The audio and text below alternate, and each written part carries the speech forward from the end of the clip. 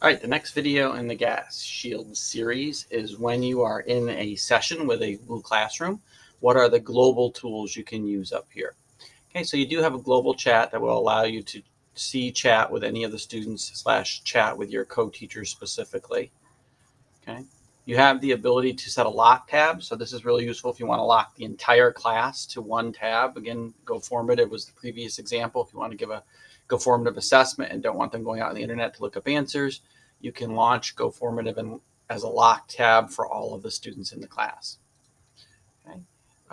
Open search panel, that's really simple. It just lets you search the students that are currently in your class to find a student rather than having to scroll up or down.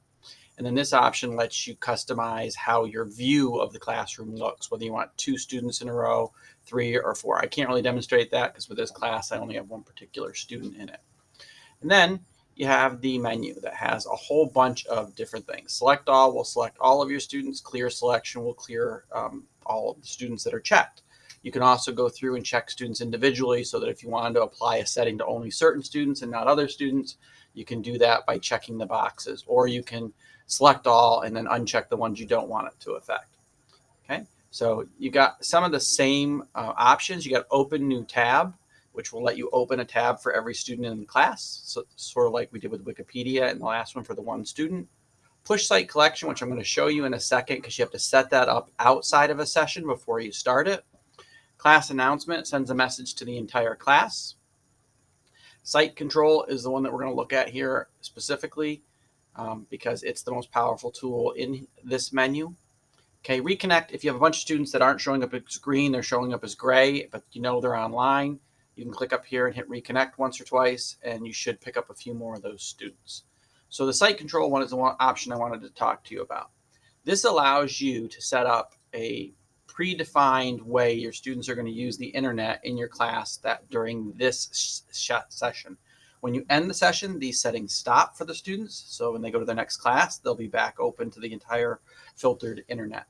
So you can click block all sites, and what that will do is that won't allow them to go to anything except the specific exceptions you allow here. Okay, keep in mind that www.google.com does not give them access to Google Docs and Google Sheets. You would have to spell those out all separately. We are trying to get the developer to put a button up here that says block all sites like this, and then next to it, it says allow all Google Workspace tools, so you wouldn't have to spell them out differently. One suggestion we got from them was that you could keep a Google Doc with the sites you want to allow and then just copy and paste the addresses in here rather than having to type them each time. So you can put in specifically a bunch of them that you want to allow. You can also, instead of blocking all sites, only block certain sites that you know kids are abusing in this list. So this site control is for all of your students in that session. When you click out of it, they're still in effect at however you left them until you come up here and you end your session. Okay, that will release those students and it will allow them to go back to using the internet the way they're normally allowed to use it.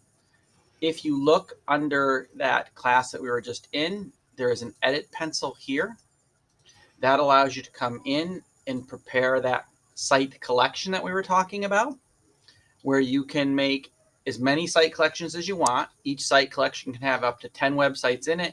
And you can see this one I called test, and it actually has only one website in it, but you could put up to 10. So if you wanted to push out a pre-made unit of sites for the students where they had specific sites that they were using for a particular project or lesson, you could pre-populate them in here and click save. And then when you are in a session with that class, you have the push site collection option where you can click on that and then choose the one you want to push and then send it out to the class so they get all those links. Okay, which in this case is Wikipedia and a game. Okay, so that is a site collection. You set up that site collection when you are not in a session by clicking on the edit pencil for that class. All right, we got one more video left and we'll do that in a sec.